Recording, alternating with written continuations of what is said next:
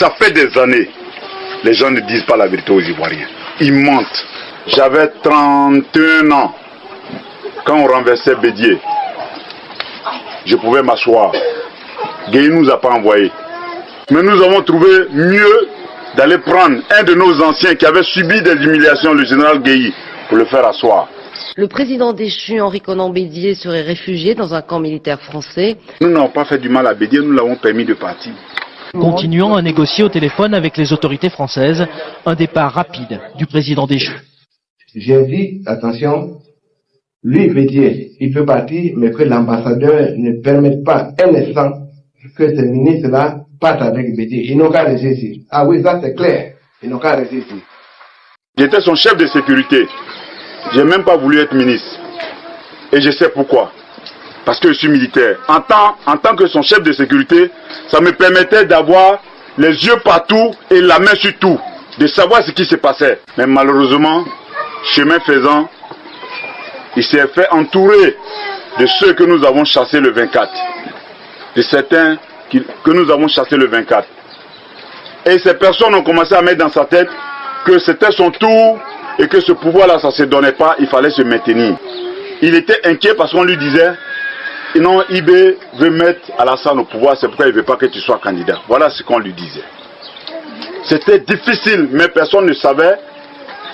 Et on le poussait même à vouloir m'éliminer. Le général est venu me voir un matin pour dire, IB, il faut que tu ailles prospecter 2 ambassades, l'ambassade de la Chine et l'ambassade du Canada. J'ai dit, mon général, ça peut attendre. Quand nous allons finir la transition, dans quelques mois, nous allons finir la transition, j'irai prospecter. Il dit, non, il faut que tu ailles maintenant. Dieu merci, il y a des gens qui sont vivants. L'ambassadeur Georges Wounien était là. C'est lui qui a interviewé. Il est venu me voir à mon bureau, il m'a dit, IB, vas-y. Va, le général est ton patron, va faire ce qu'il t'a demandé de faire. Exécute, il n'y a aucun problème. Une semaine après, tous ceux qui étaient avec moi, à commencer par Zagazaga et autres, les Watao que vous connaissez, les shérifs, tout ça, ont été arrêtés. Quand ça s'est passé comme ça, j'ai eu le général au téléphone. J'ai dit, mon général, qu'est-ce qui se passe? D'une affectation, d'une prospection, c'est une affectation. Il n'y a pas de problème. Mais qu'est-ce que mes collaborateurs, mes compagnons qui vous ont permis d'être au pouvoir ont fait pour se retrouver en prison? Oui, IB, vous voulez me tuer? Oh, j'ai eu l'information, la certitude que vous voulez me tuer. J'ai dit, mon général, si on voulait vous tuer, il y a longtemps on l'aurait fait. Je pense que ce n'est pas la solution de mettre ces jeunes-là en prison. L'attaque avait pour cible la résidence privée du général Robert Guerre. Une maison ouverte aux journalistes ce matin pour qu'ils constatent eux-mêmes l'ampleur des dégâts. C'est qu'il y a eu des rumeurs qui ont été confirmées.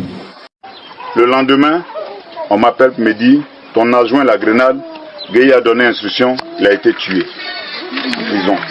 Donc, il a commencé à les liquider un à un en prison. J'ai pris mon téléphone, j'ai appelé le général, j'ai dit, mon général, mais vous oubliez vite, vous venez de tuer la grenade, mais sachez que vous allez tous nous tuer.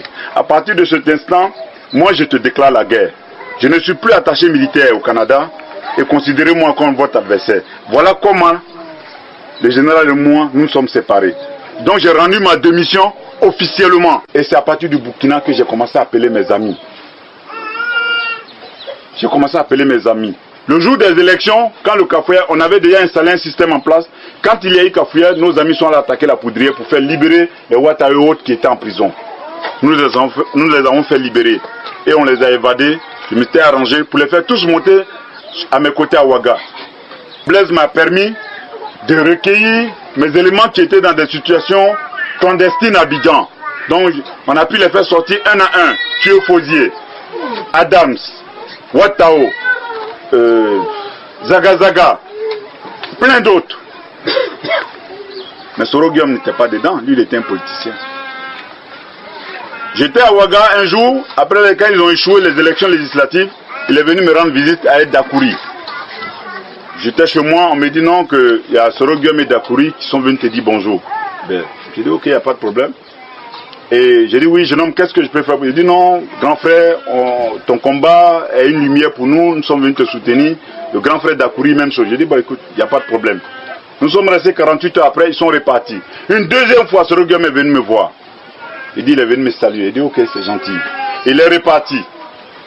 Et nous avons lancé une opération en 2001 pour renverser le général Laurent Gbagbo. Malheureusement, ça n'a pas marché. Et ce Rogum est parti à Paris et j'étais là un jour, j'ai reçu un coup de fil. Il me dit qu'il était allé s'inscrire à Paris 8. Paris 8, c'est une université de Paris. Malheureusement, il n'a pas pu s'inscrire. Il dit vraiment c'est dur pour lui. Qu'est-ce que je peux faire pour lui? J'ai dit bon, présentement je ne suis qu'entouré que des militaires. Et les journalistes ne cessent pas de m'appeler à tout instant voulant discuter avec moi. Moi, je n'ai pas ce temps. Je m'organise à voir ce qu'on peut faire. Donc viens, toi tu vas t'occuper des journalistes. C'est comme ça que j'ai fait venir ce Roguium à côté de moi, comme porte-parole. Tu t'occupes des journalistes. J'étais secrétaire général des Forces Nouvelles. Et qui était votre patron? J'étais mon patron. Qui finançait? J'étais mon patron. Vous êtes venu comme ça? Vous avez levé une armée? En 2002, IB avait dirigé avec Guillaume Soro la tentative de coup d'État avant de devenir le grand rival de celui qui est aujourd'hui le Premier ministre de la Côte d'Ivoire. Nous sommes venus dans un MPC, là, nous les jeunes là, là, c'est Boado, blabla. Donc vous comprenez très bien que Ouattara a fomenté la rébellion, a créé la rébellion. Le coup d'État contre Bédié, c'est Ouattara à travers IB. Le coup d'État, tentative de coup d'État contre Laurent Gbagbo en 2001, c'est toujours le travail d'Alassane Dramane Ouattara.